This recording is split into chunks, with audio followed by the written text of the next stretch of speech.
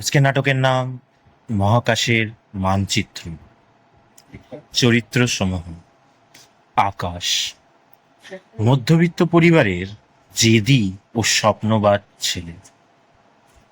বাবা রেলের সামান্য কর্মচারী, সংসারের চাপে ক্লান্ত।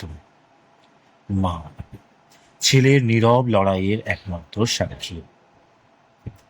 অর্ক আকাশের বন্ধু, সুবিধাবাদী চরিত্রের প্রতিনিধি। প্রথম দৃশ্য: স্বপ্নের অঙ্কুর।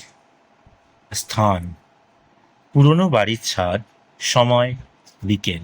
আকাশ ভাঙা কম্পাস দিয়ে খাতার ওপর গোল আঁকছে। বন্ধু অর্ক ঢোকে। অর্ক: কিরে আকাশ, এখনো সেই নক্ষত্র আর গ্রহ নিয়ে পড়ে আছিস? পাড়ার মন্টুদা তো ব্যাংকে চাকরি পেয়ে গেল, তুই কবে বাস্তবটা বুঝবি? আকাশ খাতা থেকে চোখ না তুলেই: বাস্তবটা তো চোখের সামনেই আছে রে অর্ক, কিন্তু আমি যেটা দেখছি সেটা হলো সম্ভবন।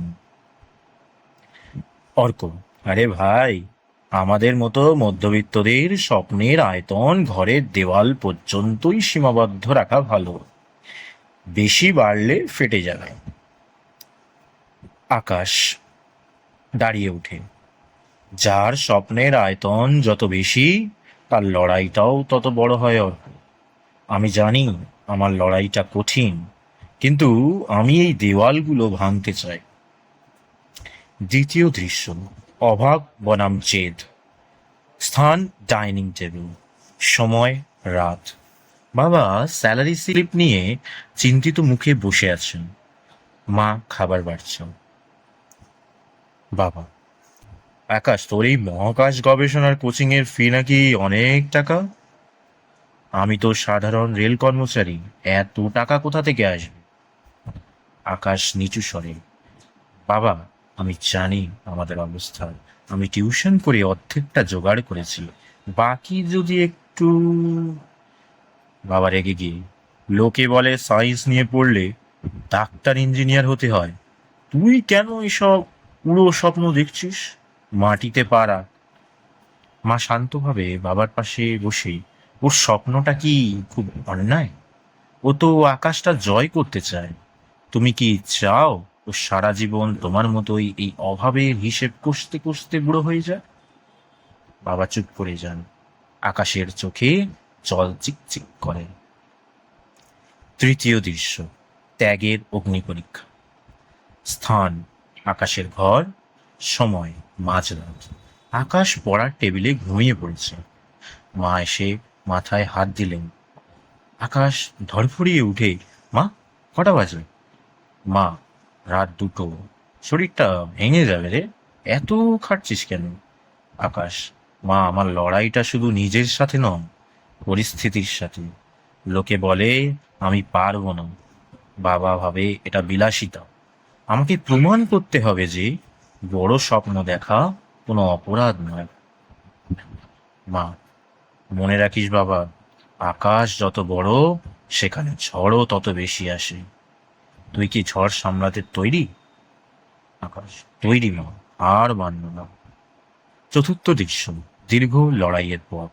সময়: 7 বছর পর।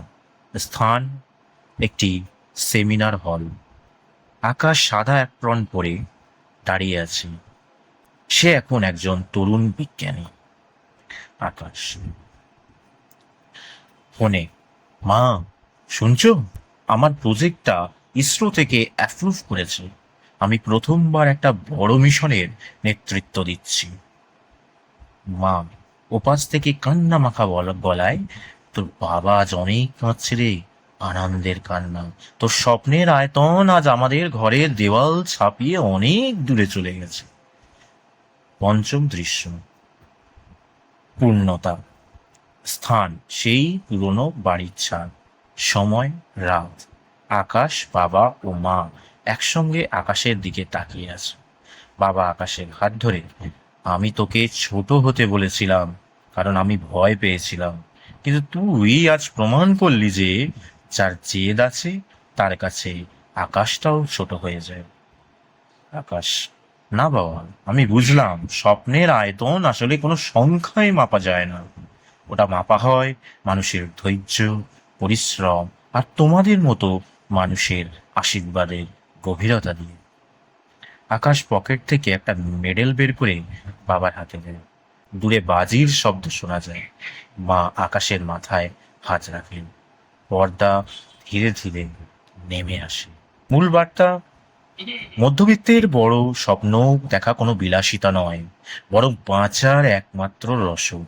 লড়াই যত দীর্ঘ হয়, সাফল্যের আকাশ ততটাই নীল হয়।